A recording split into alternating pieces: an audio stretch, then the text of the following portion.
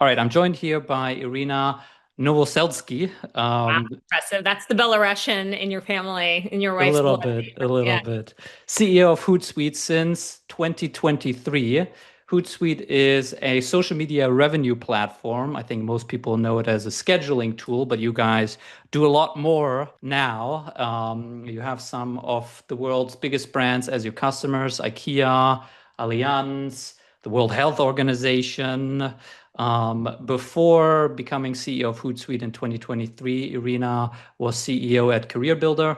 Before that, 10 years at Wall Street. And is it correct that you came to the US or were you born in the US and your parents were refugees? No, I was born in Kiev in Ukraine.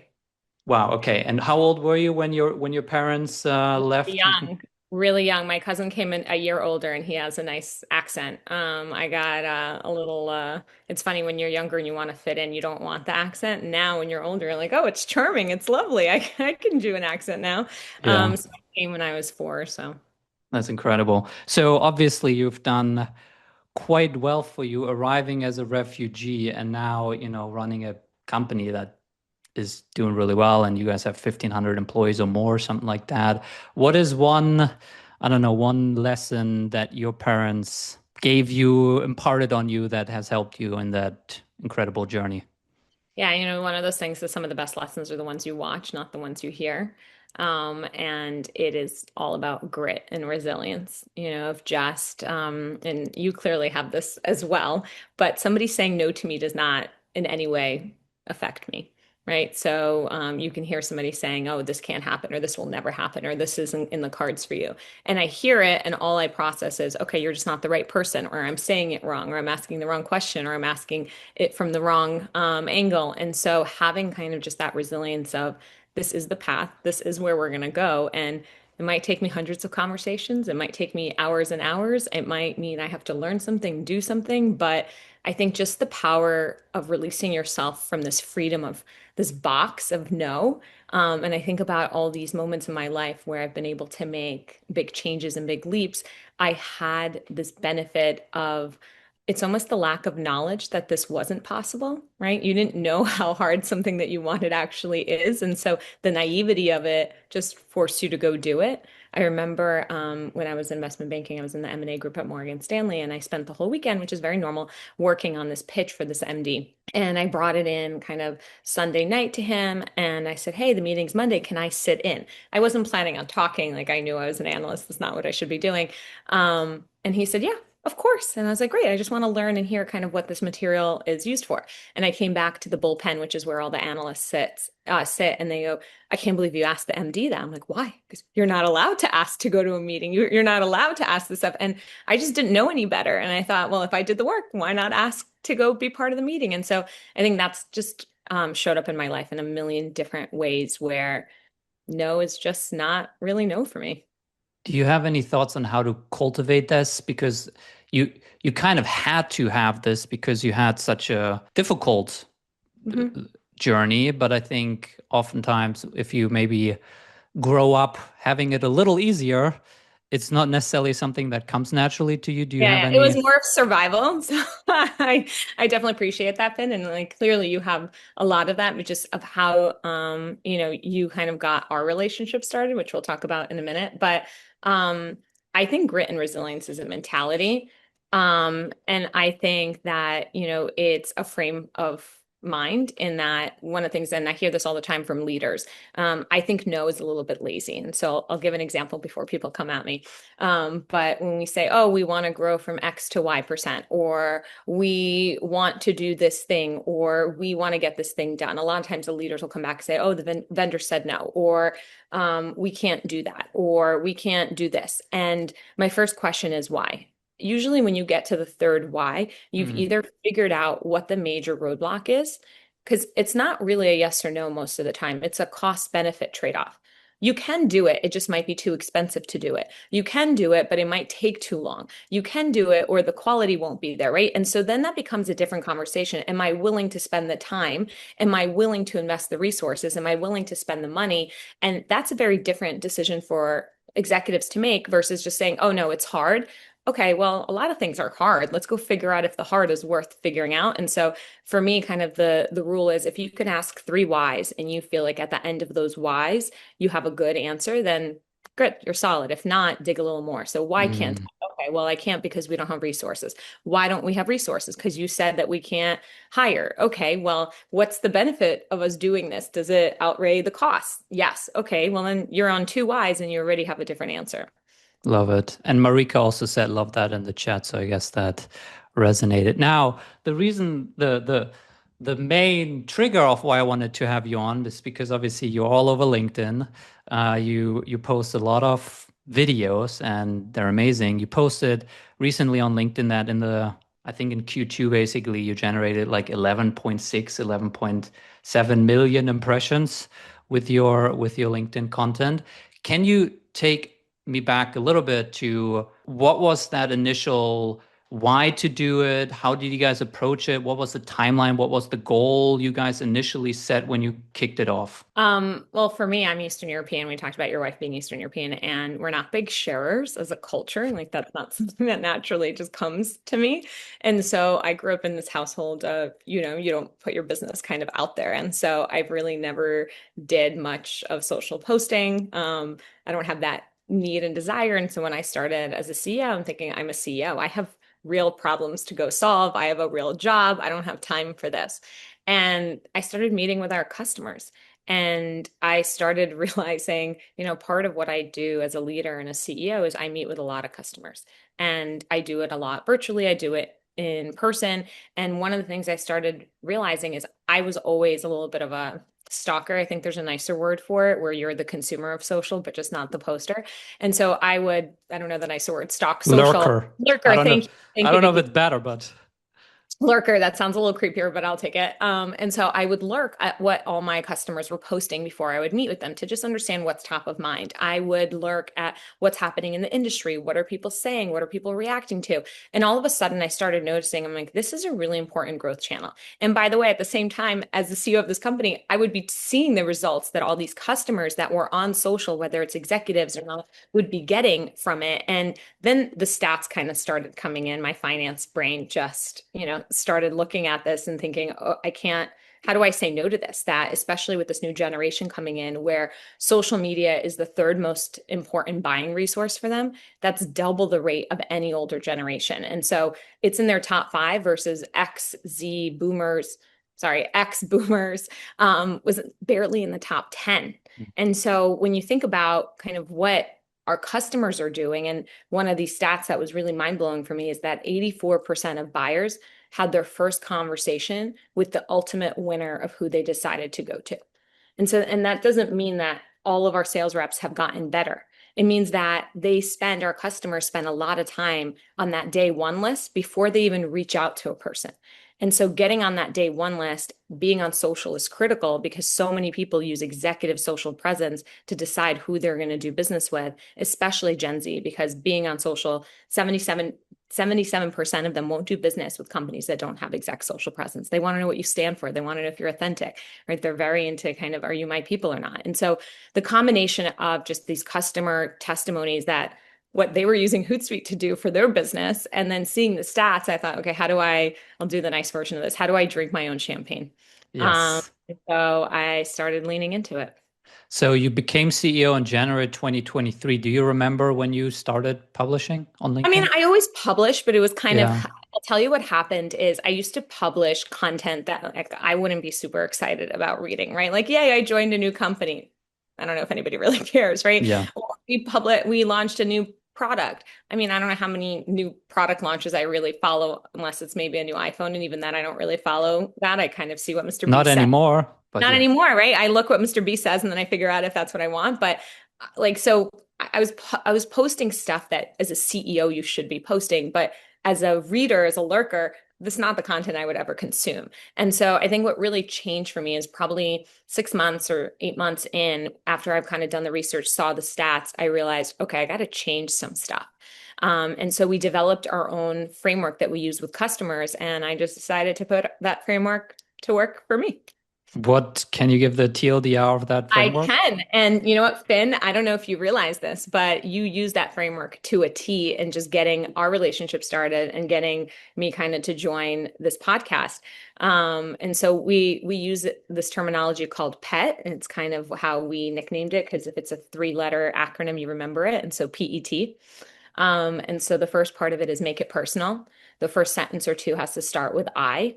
And so you reached out and you said, "Hey, I am a fan. I follow you. I'd really love, this is something I built myself, and I'd really love for you to be on my podcast." Two is evidence. It's you show screenshots, you show pictures, you have data, you have details, something to kind of give it credibility. For you, with me, you said, here's the other three CEOs, kind of Zoom info, which has, somewhat similar ARR size to you that was just on my podcast. When you even put the post of kind of this conversation happening on social, you said, I tried to get her for X months. And then you put evidence of our DM chat, Mm, a screenshot of it. hmm. And then the last thing is T. And T is really about showing kind of the proof is in the pudding. And so it is giving an example. And one of the things we talk Wait, about, what does the T stand for? um, it is, hold on, let me think, takeaway. Um, Takeaway. Okay. so I giving kind of what are you going to get for it? And so one of the biggest things that we see as a faux pas for a lot of leaders and other people when they're on social is they take, right? So Hmm. here's an example of taking. I won this award, or I got this recognition, or I need you to fill in this, or I want you to vote here, or I want you to look at my product. Like the audience isn't really getting something from it, right? So the takeaway that you did in our interaction was, hey, people are really going to learn from this, and you'll have a chance to kind of coach and mentor other people, right? And so you kind of went after my, do I want to help people? The takeaway that you gave when you posted it on LinkedIn is you said you'll learn about social content, you learn strategies, you immediately pivoted to what are people going to get. And so at Hootsuite, one of the coaching that we give is you have to give 9 times before you ask once. And so, how Mm. do you educate? How do you inform? How do you give people something that they walk out and say, I learned something? And then the 10th time you can say, hey, by the way, we got a product launch, or hey, by the way, I have this thing going on. So personal evidence takeaway, is that basically you're talking about a post structure? So you start a Post post structure. Hmm. because it could actually also work for an outreach message. I Totally. don't I know. mean, works great. It's so fun fact about Hootsuite, almost 100% of our revenue, and we're a pretty big size, multi-hundred million ARR, comes to our front door. And so whether it's referral based or people come to hootsuite.com or they kind of come through a friend. And a lot of that is because we use a lot of the strategies that we talk about on ourselves. Our social team is one of the best out there. We have, the most followers of anybody when you think about it. And we use this as part of our content strategy too, right? So PET is my content strategy. It's the Hootsuite content strategy. It's how we help our customers. And so it is kind of our secret sauce. So I think anyone who follows you knows the videos that you post, which are very personable, they're fun, they're engaging. How do they get created? Like, do you have a idea in the moment? Does your team say, "Hey, you should make a video about this"? How does Yeah. it get created? So videos has been like my godsend. So when I originally kind of started a year and a half, we would do mostly written. Hmm. And even though obviously I'm fluent in English, it's still ESL for me. And so it takes a little bit more effort for me to write because just, math I got. Writing just takes a little more effort for me. Thank God we have, our Ally GPT now that just writes it for me if I want. But that took a lot more effort because I would get these ideas, I would write it, but I wouldn't write it in the best kind of catchy way because Hmm. you have to be a little bit more of hook based on Right. social. And I'm just more practical and not as extreme on some of that stuff. And so I would write it or I'd have this idea and the team would help me kind of edit it. And it would take a little bit more time than I really wanted. And then the video format for me was just a blessing. And so I'm able to do them mostly with one take. I'll have this idea. I walk out of a meeting. A lot of them are in cars or Ubers because it's like dead time and I can't get on a call with somebody for 5 minutes, but I can get this done in a few. And so I'll get inspired by something and then go. I think one of the things that we did that helps on the structure is we created my pet framework and then we added content pillars. So who do I want to talk to? What are my big three content pillars that I want to talk about? And I always kind of have that in my mind. So when What an are idea yours? Are you open to sharing? yeah, of course. For me, on the stakeholders, it's really showing the value of social to CEOs because I don't think they fully appreciate it. And kind of many of them are probably lurkers like I was and don't fully appreciate how it can help your business and how critical it is to talk to your customers. The second one is giving air cover to what the social media manager does within a company to a CMO or to a CRO. So I think a lot of times there's this perception of, yeah, we have a social media manager, they're 20 something. Well, these are the people that are interacting with all of your customers on a daily basis. You probably want to hear what they're hearing from your customers, right? And so we have listening tools, but whether you're using us or someone else, it doesn't really matter. As an ELT, we bring in our social media team once a month to tell us what is resonating, what's not, Mm. what's working, what's not. They sit in our product roadmap meetings. They sit in our sales strategy meetings. They sit in our product enablement and our marketing enablement and our product marketing. They are just everywhere. It's a growth channel. It's not just a nice to have 20 something year olds. And so it's elevating how and what they're doing, how relevant it can be to the CMO and the CRO.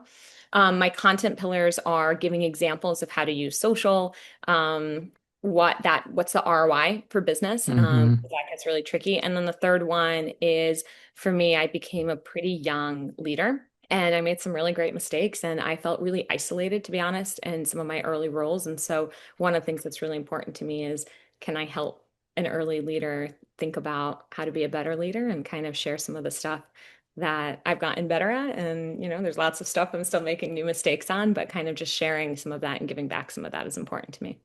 When you guys kicked this off, I think you said a year and a half ago, what were the, did you say we're going to do this for, because it also sounds like it took some time for you to figure out like your format and it's the videos, it's Totally. not text. Like, did you guys say we'll do this for 3 months and we want to measure this? And if that's not the case, then we'll kill it? Was it like this is absolutely important, so we'll just spend the time to figure it out? Like, how did you frame this experiment or program? It's such a good question because I think one of the things that I would say, and again, I'm going to go back to you because I think you did this really well. But when you think about building a relationship in real life, you can add some science to it, meaning A, I'll show up in front of them and offer them coffee, whatever it is. But like at some point, there's an art to it. Like you can't really totally manufacture a relationship or it just won't work because one of the main reasons of how you build relationships is vulnerability. Right. And so one of the biggest faux pas I see is people take what they would normally never do in real life and start doing it on social.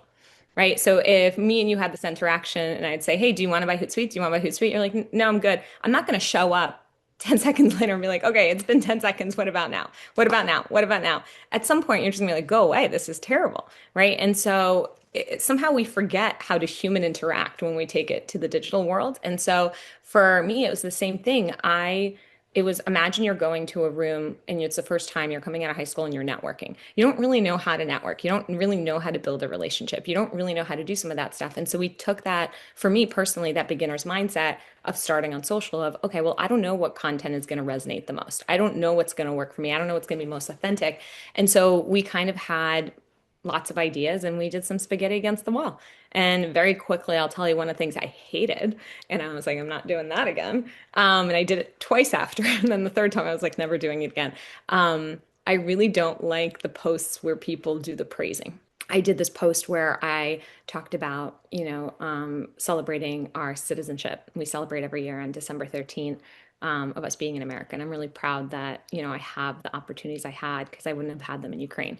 And so I did this post, just giving honor to my parents and just like respect of the journey we've went through. And all of the comments were like, it's so inspiring. We're so proud. And all I felt was like, okay, this isn't giving people anything. This Hmm. isn't teaching them. This isn't and for me, no judgment for anybody else. For me, I was like, this is kind of nails on a chalkboard. That's not what I want this platform to be. I want it to be people saying, wow, I took this and I got promoted, or wow, this worked and I signed more business, or I want some action that helps people come out of it. And so we came back and said, okay, never let me do this again. But you don't know until totally. And I love that hope, Steve, that you put in there, but like hopefully they get that through everything else I post. Like for me, I didn't want that kind of attention for me. Yeah. We learned. And then we also learned that when we do product launches where I share kind of what we do on the product is the least amount of interaction. And what I learned from that is the same thing me. I wouldn't want to see product launches, but what I would want to see is how people use that product to drive success for their business. So we flipped it, right? So it was just a lot of trial and error. So I think the first thing you have to decide as a CEO is, do you believe your customers are on social? Which I would say I don't know where they're living if they're not on social. 5 billion people are spending 3.5 hours a day. So if you're one of those unique people that have a business that does not use humans, love that for you. Um, but they're on social, so you should be too. And then what is the investment that you're willing to make? And for me, I didn't have that much time, and I kind of started 30 minutes a week. Wow. And for me, the way I started before I posted, there was months of me commenting. And I think that's such an interesting hack for people trying to get into it or people that want to engage their executives on it. Just start with 5, 6 people that you like and just start commenting, interacting. And I think you did this so well, Finn, when you first reached out. I was kind of like, look, I'm not a founder. I don't really belong on this podcast. Like, what are we doing here? And then over the course of 6 to 9 months, you just started interacting with all of my posts. And I started building a relationship with you. I was like, oh, Finn has good comments. And kind of you just became somebody's name I recognize, face I've Mhm. seen, personality I'm starting to understand. And so then when it's like 6 months, 9 months later, like, hey, I'm ready whenever you guys are, which wasn't a hard push. It was a soft, I'm available. We're like, okay, I know him. I like him. I get it. Can you, And sorry for interrupting. Go no, ahead. no, please. I speak with a lot of founders and CEOs, and I often tell them you should be commenting because that's how you build relationships. And I get CEOs of companies with 20 employees, 50 employees saying, okay, I get it. Can I have my social media manager do it? You're running a 1,500 people company and you are able to do it. What's your, why not have your marketing person go into your CEO's profile and just write some comments? Yeah. I would say, does the CEO talk to their customers or do they have other people talk to their customers and come back? And I think a lot of CEOs do. They have a whole go-to-market function. There's all these salespeople, and you can have the salespeople tell you what the customers are saying. And that's definitely one line of leadership and management. And it works for some people. And in that case, if you're one of those, then you should have your team help you do that and really take it off your plate. I think if you are the leader that wants to meet customers and understand straight from them and not have anybody kind of be that middleware layer for you, then you're going to want to interact yourself because there's just things you learn of what works, what resonates, what are people reacting to. And there's definitely some where it's okay, I'm traveling or something, and I'll do the main post, but like, hey, can you just go and make sure I'm not leaving people completely unread on certain things, right? Yeah. So I definitely have some help, but I think in the beginning, especially as you're learning, you just have to make the time investment. It's you can't outsource relationship building. I love it. Okay, I'm going to use that going forward. Let's get to some audience question. Chi asks, when working with content pillars, do you aim for a balanced mix across them from the start, then use performance to understand the audience and scale the strongest pillar? So one of the things we do, and we do this with our customers, but we did it with me too, is we kind of came up with 5 or so topics that we think resonate the most for me and for what our goals are. And we kind of kept them equal and then we tested and then one fell out, another one got added. And so now we have it more or less kind of nailed to the 3 I mentioned, but it's a little bit of an art. You just have to trial and test and see what works. Because also it might resonate a lot, but it just might not be the most authentic thing for you to post about. Yeah. And then Aaron asked, for companies focusing on ABM, would you ever put up a specific post that is indirectly targeted at one big enterprise prospect or bucket of a few large I don't even companies? think it has to be indirectly. Go direct. That's the magic of what we're doing on social. And so, one of the ways that we help tons of our customers is employee advocacy, which can be very much generated for ABM stuff, right? So, we have, and we work with enterprises that have thousands and thousands of employees. And especially with Gen Z, people are more likely to trust people than a brand. It's statistically proven you're 7%, 3 to 7% more likely to hit an ad, while if it's a referral, it's 70% likelihood that you're going to follow through on a referral, right? So if somebody said you should try this restaurant, you should try this product, you should listen to this person or whatnot. And so how do we leverage our employee base to go out there and put the content that we want? That is a one to many, so you're not as targeted in that situation. But we have tons of huge brands that are realizing the power of what that looks like, versus just a brand handle. And then the second part of it is ABM is figuring out, okay, well, there's 10 companies that you're really interested. I mean, you very much did ABM on me. You targeted, you profiled, and you basically said, great, I'm going to be very conscious of commenting and building this relationship with her. And so you can do the same thing, I think, from a human psychology perspective for centuries or not centuries, but decades and decades, people have been talking about this ad thing of if you see an ad 8 to 12 times, your propensity to go buy the thing is much higher because it's now resonated in your brain. And so it's the same thing with people and names. If I'm constantly seeing you, if I'm constantly understanding who you are in a very authentic way, like don't pitch me for 8 to 12 times because I'll just get annoyed. But if it's authentic and you're building a relationship that when there's an opportunity to work together, I'm like, oh, I know this person. I know what they stand for. And by the way, I see it with my own social presence. My LinkedIn profile, my social media profile influenced almost 40% of our leads in the past quarter, right? And so from a CEO perspective that says, I don't have time for this, I mean, this is pretty good air cover for me. Was it that I see two camps? Some people they are convinced that social works and this CEO motion works. You just kind of need to iterate your way to success. And sometimes it takes longer and sometimes it's shorter. Other people are kind of like, I want to just see the data. I will try this for 3 months. And then if I see a certain threshold of numbers, then I will continue. Otherwise, I will just stop doing it. Which camp did you fall into? I started in the beginning in the first, and I ended in the second, and I'll tell you why.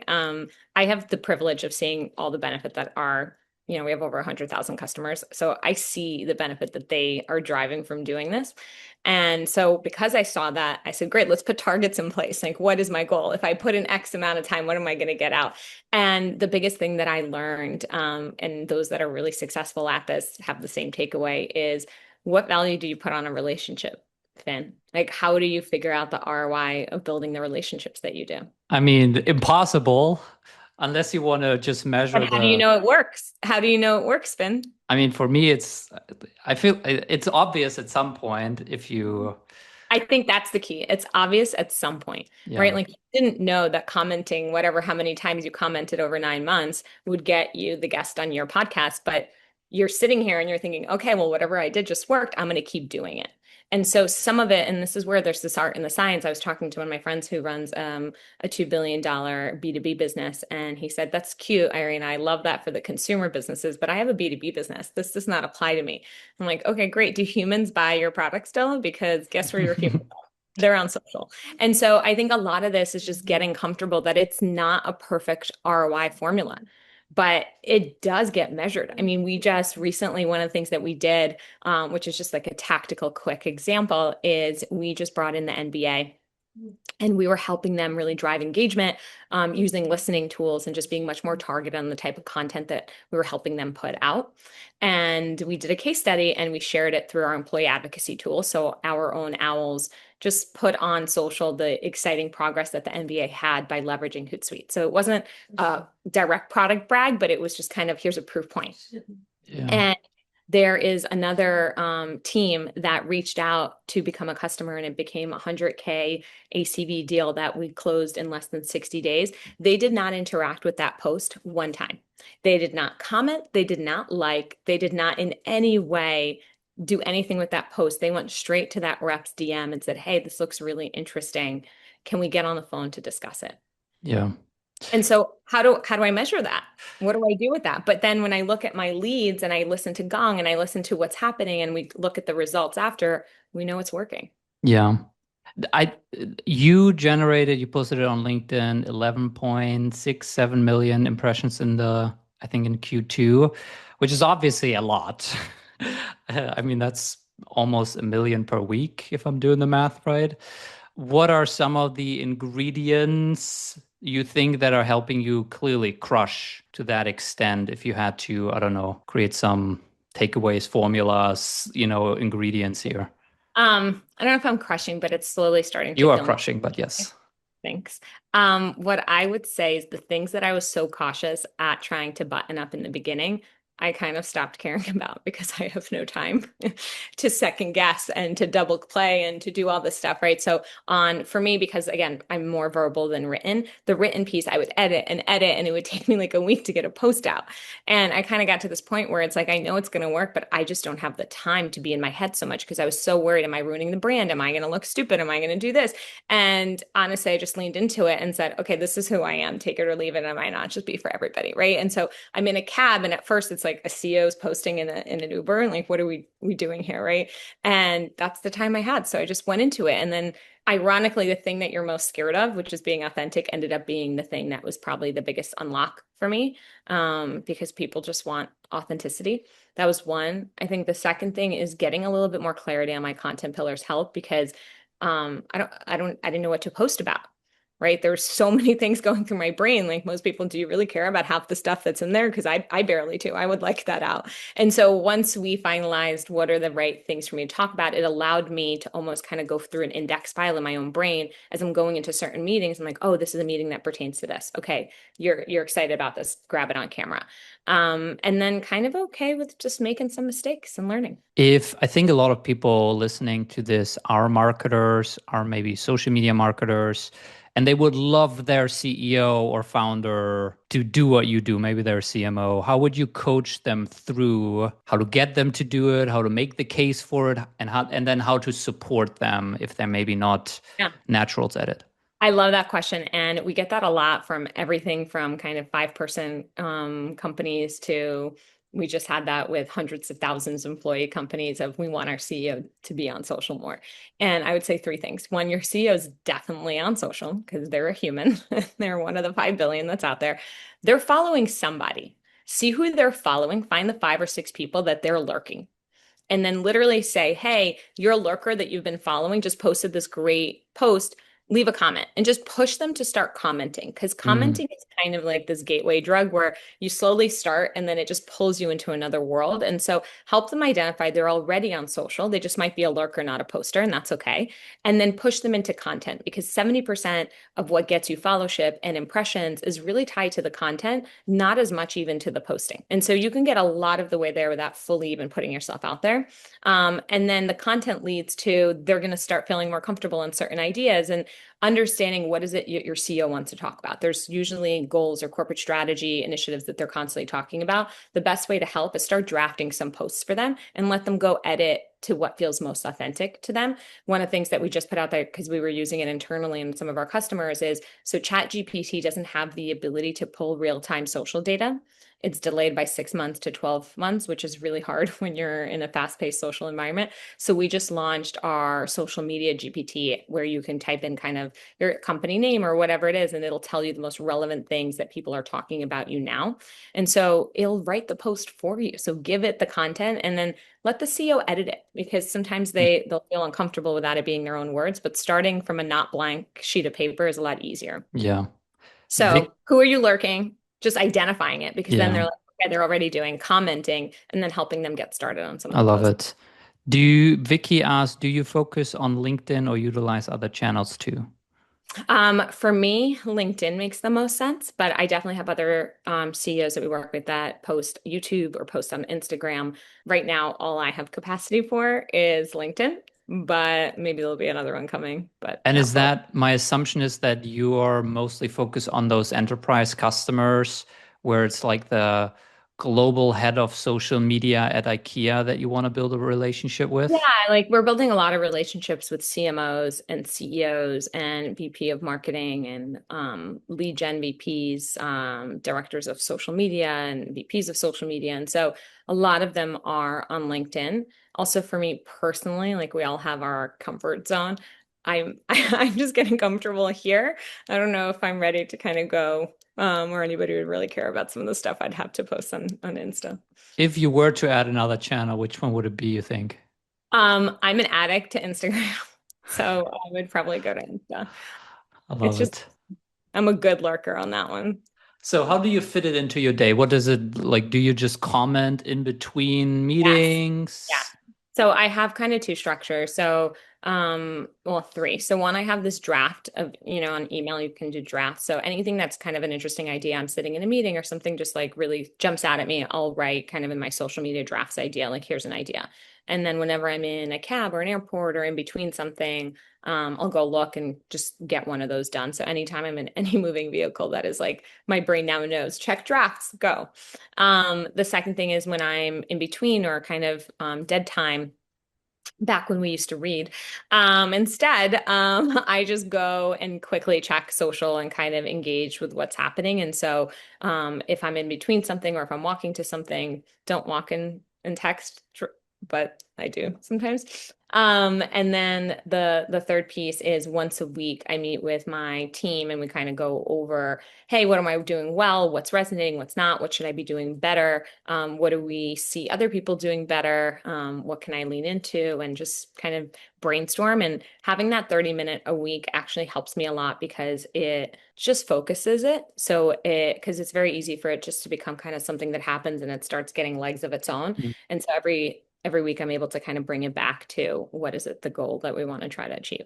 What have you learned so far about the, I don't know, LinkedIn algorithm? You talked a lot about account finding your voice and finding your content pillars and video, but about LinkedIn specifically, what it likes and what works. Any takeaways? Um, it changes for really quickly on every social channel. So whatever I tell you now, it's not going to work. But for a while, video was really, really huge. And so we would do kind of 10 videos to one post. Now that's kind of leveled off. Comments are still really big. And so the algorithm loves comments more than even posts sometimes. I think one of the things that's really happened that's great for everybody is it's really been democratized. So there's all this research out there now that even if you don't have a lot of followers and you put a post out there, it actually can get the same visibility as somebody with thousands and thousands of followers, which I think was a really big hurdle for people starting because they're thinking, oh, well, I don't have a lot. Who's going to see this? So I thought that was exciting. For a while, those thumbnails, the ones you kind of, um, Carousels? thank you. People that's been getting some good traction on LinkedIn. But it really changes a ton. I mean, it depends kind of on the moment and what they're grabbing. Like July right now is just a low month. And so no matter what you're doing, it's going to be kind of low. I think your journey also highlights a little bit that you don't need a ton of followers. I mean, you're now sitting at 24,000 followers, which is obviously a lot to most people. Due to some cosmic injustice, I have more followers than you, and I am getting nowhere near, the impressions that you're getting. So I think what it's also showing, and you talk about that, is if you put out good content, you can have 1,000 followers, and Totally. And LinkedIn I will started happily. help. Yeah. And like when I started, I probably had 3 or 4 thousand, right? Like again, I was a CEO before, so I had some, but it wasn't anything huge. And we've probably boosted maybe once or twice. So it's not we didn't pay for this. This is mostly organic. And I mean, of all the 100,000 customers we work with, yes, some of them use paid, but most of them working with us use organic. And so it's just a really cost-effective growth channel. Yeah. And I mean, we touched on it a little bit, but can you highlight a couple of the the business impact this has had on Hootsuite? I mean, you mentioned the influence leads, but I think you also talked on a recent post about like gong recordings and pipeline, and I don't know if Yeah. you can, yeah, It's always there's an art and a science to all of yeah. it. If you look at just kind of the science, yes, our leads are up and all of that stuff that you measure from top of funnel to bottom funnel. We're convert better, it's faster sales time, all this stuff by just using our own tools. So yes, that exists. But then when you kind of look at the qualitative things that aren't as measured, and we went and through our Gong research, kind of using AI to see how many times my LinkedIn presence was mentioned on an expansion call, a renewal call, a net new call. And in Q1 alone, it was mentioned more times than 2024 combined. Right. And so it's clearly, but it takes a minute to kind of get there. And there's very easily, I could have just stopped in Q2 of 24 and been like, oh, I don't know if I'm seeing this. And so it's like building a relationship. You just have to invest a little bit to kind of get the benefit of it.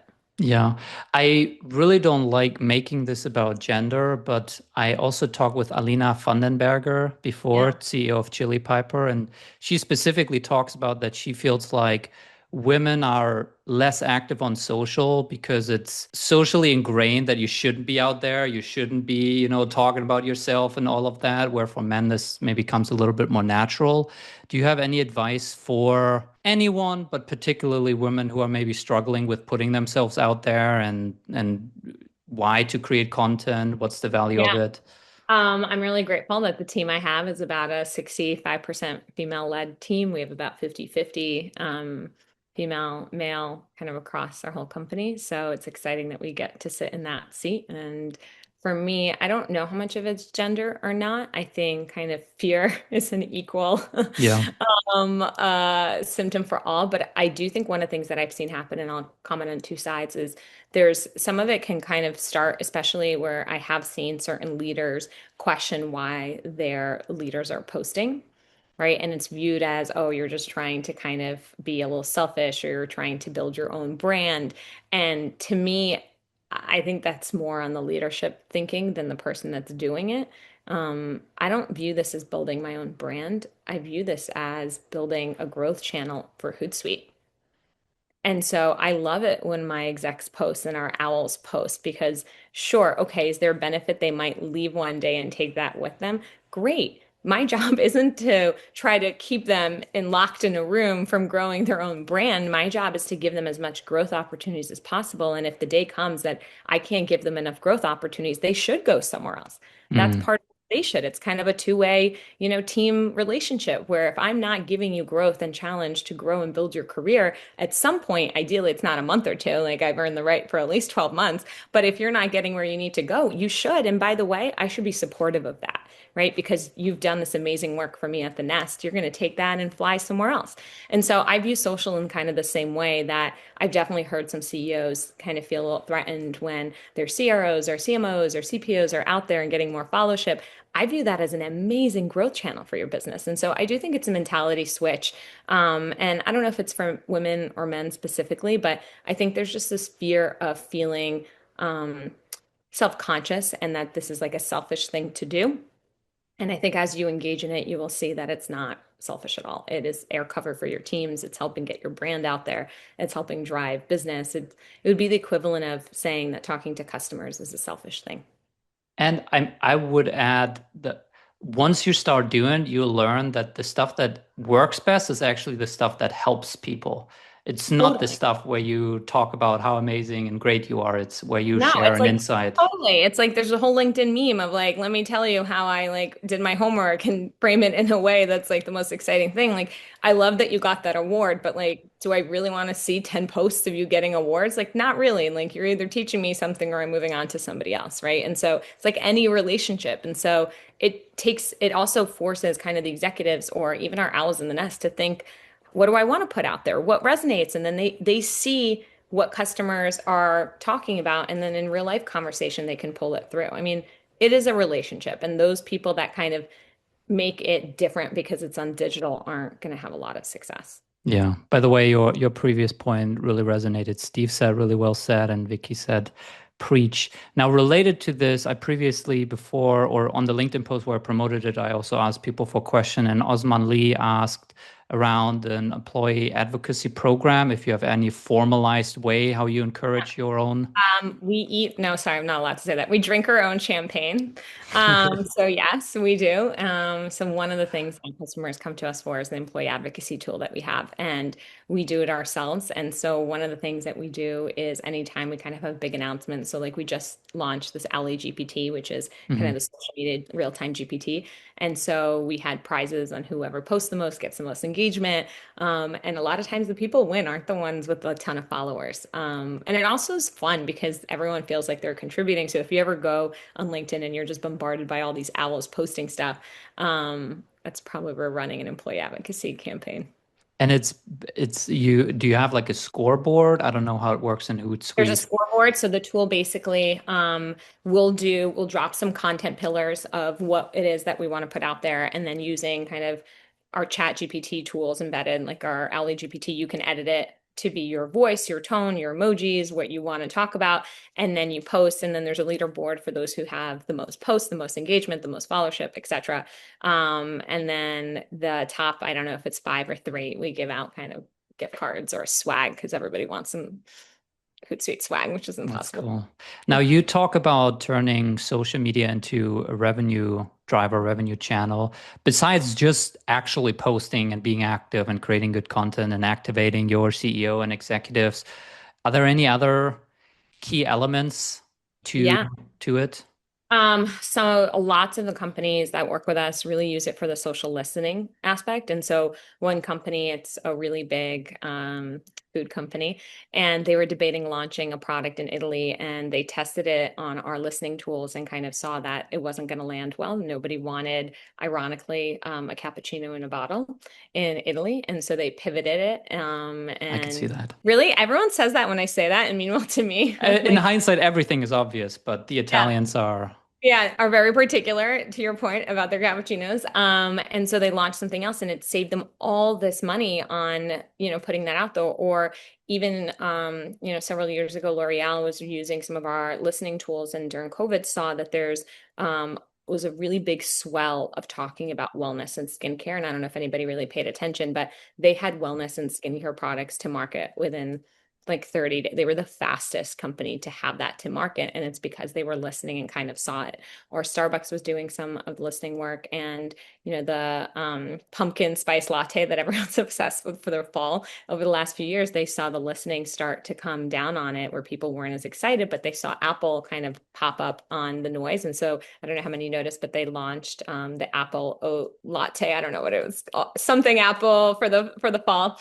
And it performed better than their pumpkin spice for the first time ever. And so, Wow. how do you use, like, we have the ability, especially some of our AI tools, to kind of put it out there and test it. And so, how do you leverage some of the listening of what your own customers are saying to give you faster time to market and shorter sales cycle? And we do a lot of work with Canva and Adobe of how do you really hone in the content that you're using, so that I can tell you what Finn really likes this kind of, if you're talking about Germany, or if you're talking about Belarus, if you're talking about people who, started in physics and dropped out, or, did a one-way ticket to New York City, like he will love that kind of content. And so if I have all that stuff on you, how do I put that into kind of the campaign that's targeted to you, or in even the aesthetic that you get? And so people are more likely to click, engage, and interact with things that are as closest to what they want to follow. And so there's so much data that we have that can inform every part of your outreach to customers. You did your research on me.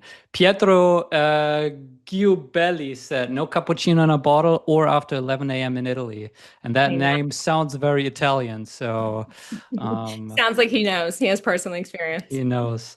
Um, what has been the hardest leadership lesson for you to learn that you struggled with the most and are still working on today? So I think one of the things that makes you successful to get to a certain part of your career is usually the thing that is going to be the hardest thing to tweak as you continue to grow in your career. I always talk about how your strengths are really your weaknesses, like the extreme of your strengths are your weaknesses, right? So I'm somebody who's really action prone. And so the way that shows up in a weakness is sometimes I'm just, let's go, let's go, let's go. And I got to take all these people along for the ride. Meanwhile, I'm like in a different country and they're like, where are we? Right. So we got to take people along. I'm somebody who doesn't really believe in no, right? My grit and resilience has taken me so far. The negative of that is sometimes the answer is just no, Irina. It just is, like, move on, get over it. And this is what it is. Right. And so I think from a leadership perspective, one of the things that when you're in a smaller business, larger business, or complexity of a business, it could be small and whatnot, but when you're really good at what it is that you're doing, you then hire people who are really good at what they're doing. The thing that you have to kind of work on is not doing that thing for them. So even though it might be your skill set and they might not do it the way that you want to, it might not be exactly the way you do it. It might not be as good. Maybe it's better. Who knows? But when you put really smart people in right roles, you kind of just have to let them go and do it. And your goal as a CEO, as a leader, is to coach and not really kind of dive in and do it unless you have to, right? It's that 10,000 foot and 10-foot leadership. But the example I'd give is if you ask your partner to load the drying machine or washing machine, what is it where you put food in? Dishwasher. Dishwasher, thank you. to load the dishwasher, you walk by and you see, oh, this isn't how I would load it, and you unload the whole thing and you load it back. They're never doing it again. Like you're done. You are doing dishes in that dishwasher for the rest of your life because there's no way after them putting effort and time and doing it and you undoing it and redoing it, they're going to do it again. And so I think the same analogy applies to work is if you hire A players, you have to give them ownership, accountability, and the runway to sometimes make mistakes. And I think as a leader, that's hard because it comes with consequences for your business. You might miss a number, you might miss a target, but if you have the right person, your job is to kind of coach. And so it's something that I've learned and I'm learning and on a perpetual path to keep learning. Craig said, tough to do at any level. Yes. So what's up with the color red? Is it just Um, Hootsuite's brand color or I represent. You're lucky you caught me on a blue day. But so we have saffron red as our brand color. There's water in here before this gets out to think that there's anything else. But it is so one of the things that I have a lot of pride in is our nest is just it's a little bit of a cult. People really love being part of the nest. They're proud to be an owl. I think we live our values where you can work hard and play hard, and we're really customer obsessed. And I don't ask our owls to do work for customers on Sunday night, but when they have a problem, I had this customer I met with a few months ago. She texted me. She goes, I can't believe your team showed up in this way. I'm like, what do you mean? They're like, well, we had this outage, nothing to do with us on Sunday night, and I needed help. And on a Sunday evening at 6 o'clock, I had your whole team on the call figuring out how to help. That stuff would never get to me, right? They would never go and brag. It would never get pushed up. This is just a customer who I wow. happened to 2 weeks before that was just sharing. And so they don't do it so that they can get recognition from the CEO. They do it because they care and they like what they do, and they have a lot of respect for other teammates in our nest. And so I think there's just a lot of pride. And so we have a lot of owl swag everywhere. And so over the last kind of 2 years for me, coming from finance and being, it's funny, early in my life when you start kind of as a refugee kid, especially Eastern European, colors are really big. And there's nothing wrong with wearing colors and being overdressed to things. But as you get into finance, you realize that's not what you should be doing. Like your color palette is navy blue, gray, black. And if you really want to go crazy, maybe some white. And so the whole goal is just fitting in. And many times I was the only woman in a sea of men. And so I wanted to fit in. And so kind of wore the uniform. And when I became first time CEO, I was like really young, I was 32. And I was like, okay, well, I also want to fit in because I stand out for all these other reasons that I don't want to stand out. And then when I got to Hootsuite, I kind of just got to this point of F it. Like, this is what it's going to be. And I'm going to be my most authentic self. And I love red and it's on brand. And so any chance I can, I am just leaning into the boldness of it. I love it. Was there a moment that triggered this? Or was it just a gradual, I think I'm kind of tired of trying to fit Um, in?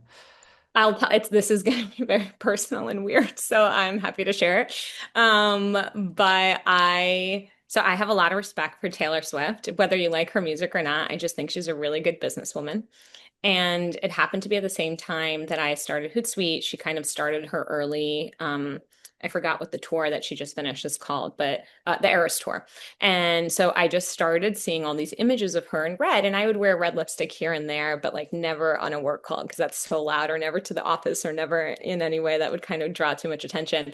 And I kind of just saw what she was doing and fighting for her records, for her music, of building this empire regardless if you like the songs or not. She built a $1 billion empire, and she has this authenticity with her fans and just knows how to build this marketing machine. And I one day decided to just wear red lipstick to work. And it was like all this attention, but not weird attention. It was kind of like, oh, you're just bold and confident in yourself to go do this. And I thought, well, if she can do it, why can't I? That's So, and then amazing. that led to the red clothing and then more information than you'd want to know, Finn. But honestly, I think a lot of it is just releasing yourself from these like thoughts of what other people think. I love And I think it. it takes a minute and some confidence of, some people might not like it and that's okay. But it's how do you just be your most authentic self and just giving zero F's about it. I love it. I did to work and travel in New Zealand a long time ago, and the 1989 album by Taylor Swift powered that van life. Yeah. Um, all right, we are I will at not be doing van life, but this is my way of doing it. there we go. Irina, thank you so much for your time. Thanks, Steven. We're at time here. I've seen, I've done this a couple times live. I don't think I've seen a more engaged live audience.